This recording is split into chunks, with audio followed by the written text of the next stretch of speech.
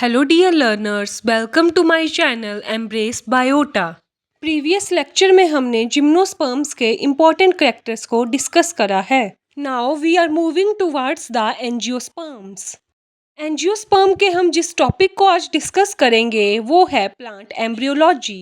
Plant embryology को हम sexual reproduction in flowering plant से भी रेफर करते हैं।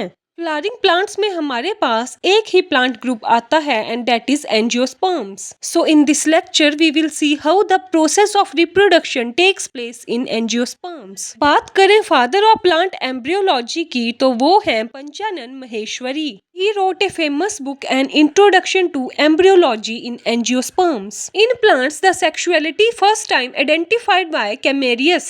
Credit for the discovery of pollen tube goes to the Nemac. He discovered it in Portulaca plant. And the phenomenon of double fertilization was discovered by Nemac. He studied double fertilization in Lilium and Fritillaria. Pollen culture first time successfully performed by Guha and Maheshwari in Datura. Theophrastus was the first person who observed the pollination in the date palm. Plant embryology में हम flowers के plant को specific name देते हैं. The stamen is referred as microsporophyll, pistil or carpel as megasporophyle. The word microsporangia is used for the pollen sac and ovule is called as megasporangia. And the most important is embryo sac is assigned as female gametophyte. The pollen with the pollen tube is called as male gametophyte. The mother cell that is precursor of the male gamete is generative cell and the precursor of endosperm is the central cell. सबसे पहले बात करते हैं male reproductive part की. In flower the male reproductive part is the stamen and the collection of stamen is known as androecium. Stamen consists of the anther and a filament. There is a connective tissue which joins the filament with the anther. This anther can be bilobed or monolobed. In bilobed anther, the two theca are present, so it is known as the dithecus. Each theca wears the two sporangia, so total is the two theca which wears the four sporangia, so is known as tetrasporangiate. Bilobed anther is the most common type of anther in angiosperms. बात करें मोनोलोब्ड anther की तो it consist of only one lobe and is bisporangiate. Also called as monothecous anther, only one theca is present. The monolobed anther is seen in Malvaceae family. Now we have the development of anther. Here the eusporangiate type of development occurs, that is from a group of many cells. The group of cells give rise to the archisporial cell, which is the primitive cell. It undergoes the periclinal division and forms the primary parietal cell at periphery and primary sporogenous cell at center. The primary parietal cell divide and form the walls of anther. And primary sporogenous cell on division give rise to the spore mother cell. अब बात करते हैं walls of anther की. It is formed by the division of primary parietal cell. There are four layers in the wall of anther. The outermost layer is the epidermis which has role in protection. Second layer is the endothecium and it is made up of bands of alpha cellulose, so known as fibrous layer. The endothecium is absent at the place of stomium. Stomium is the place from where the dehiscence of anther occur. This endothecium is also absent in the clistogamous flower that remains closed in the almost their all life. Endothecium plays a major role in the dehiscence of anther. Third is the middle layer. The middle layer is also meant for the protection. It is most commonly single layered but multi-layer in the Nicotiana plant. Middle layer is absent in the Laminaceae and Najadaceae family. The most innermost layer of the anther is the tapetum. The cells of the tapetum has dense cytoplasm and is multinucleate. The tapetum provides nourishment to the developing pollen grain. The tapetum secretes the callase enzyme which help to degrade the callose wall so that the pollen grains become free. Pollen tetrad is connected with the help of callose which is a polysaccharide. This callase enzyme helps to break that wall. Jewish body, also called as orbicules, is a fatty substance secreted by the tapetal cells. This helps in the formation of the sporopollenin. Sporopollenin is a constituent of outer wall of exine. There are mostly two types of tapetum. First one is the secretory tapetum, which is most common and is undegradable, and it is secretory in nature, that is secretes some enzymes. Second is amoeboid type of tapetum, which is of rare occurrence and its wall can degrade. In this diagram, you can see the structure of anther, especially the walls of anther. Now let's know about the formation of male gametophyte, that is pollen grain. In the anther, the four microsporangia are present, which contains the sporogenous tissue. This sporogenous tissue is the precursor of pollen grain. The sporogenous tissue have the microspore mother cell, which undergo the meiosis and result in the formation of microspore tetrad. The wall of the microspore tetrad, as we seen the earlier, the function of tapetum, where the calase enzyme breaks this wall. As a result of ball degradation, the microspore becomes the free. अगर हम pollen tetrad की development की बात करें, it occurs via the two passage. First type is successive development and second is simultaneous development. The first type of development is seen in the monocots, where the karyokinesis is immediately followed by the cytokinesis, that is ball formation. This type of development result in the formation of isobilateral pollen tetrad. In the simultaneous type of development, which occurs in the dicot, the karyokinesis occur first and later on the wall formation occurs. It result in the formation of tetrahedral tetrad. अगर हम बात करें microspore tetrad के arrangement की, it is of following types. Previous slide में हमने देखा tetrahedral and आइसोबाइलेटरल arrangements कैसे फॉर्म होती है. इन tetrahedral arrangement the fourth pollen is behind the third one. It is most common in dicots.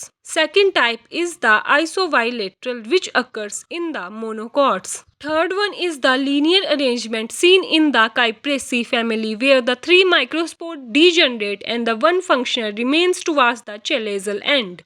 And the T type of the pollen tetrad arrangement is seen in the Aristolochia. Basically, the Aristolochia shows all types of pollen arrangement. Last is the decussate, which is a feature of Magnolia.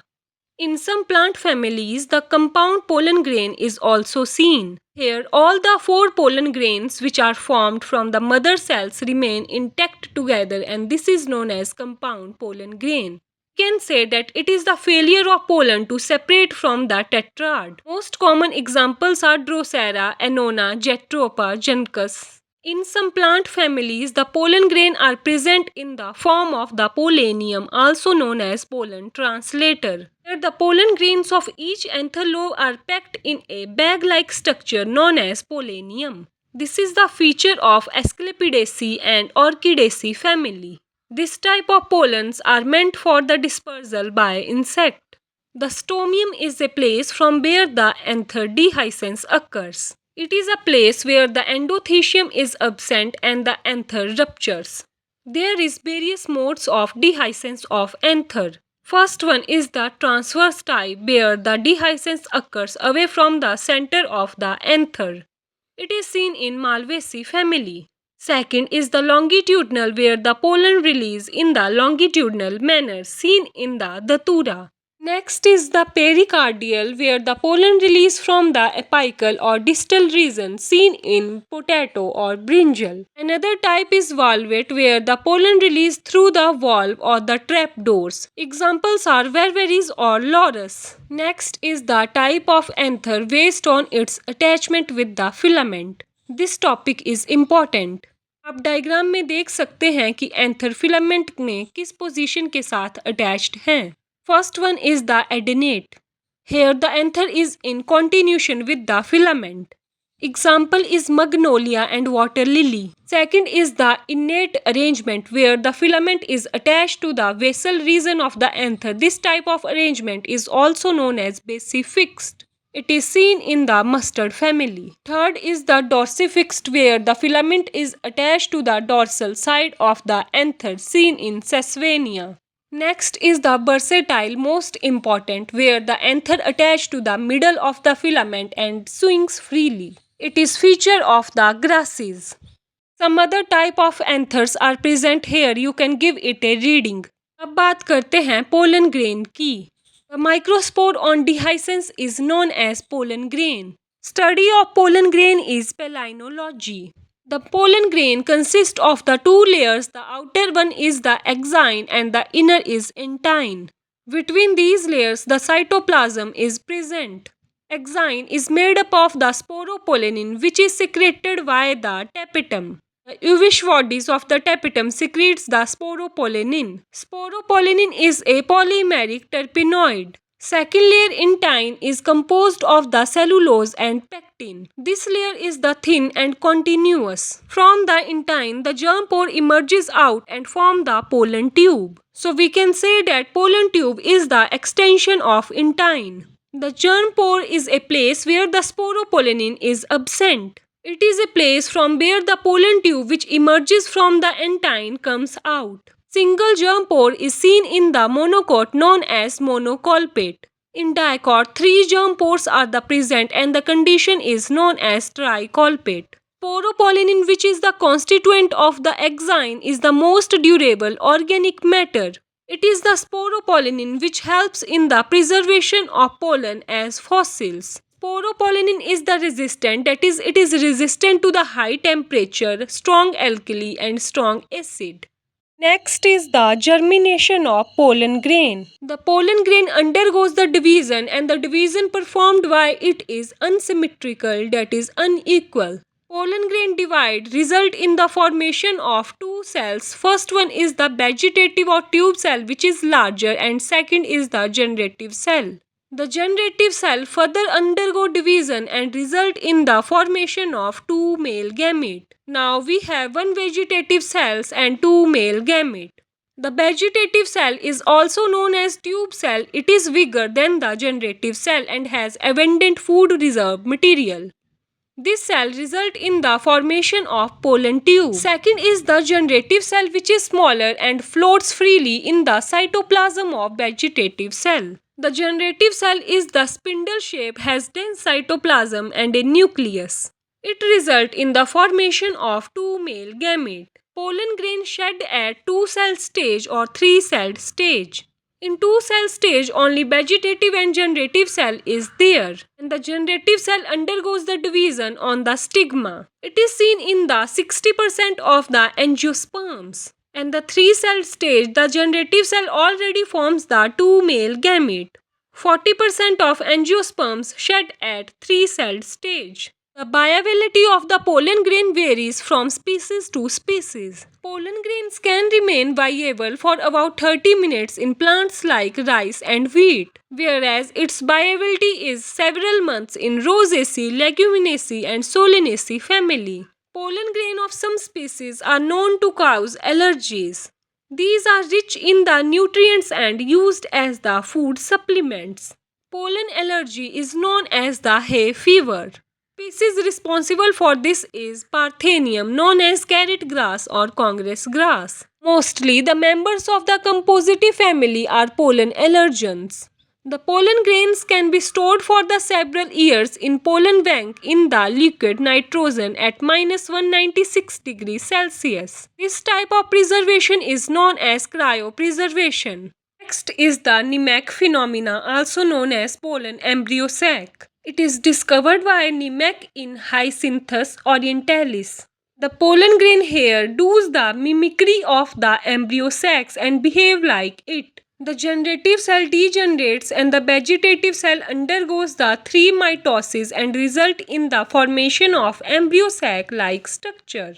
Now we have female reproductive system. The female reproductive part is referred as the gynoecium, whose unit is the pistil or carpel. If only one pistil is present, this is known as the monocarpellary. More than one pistil is referred as multicarpellary.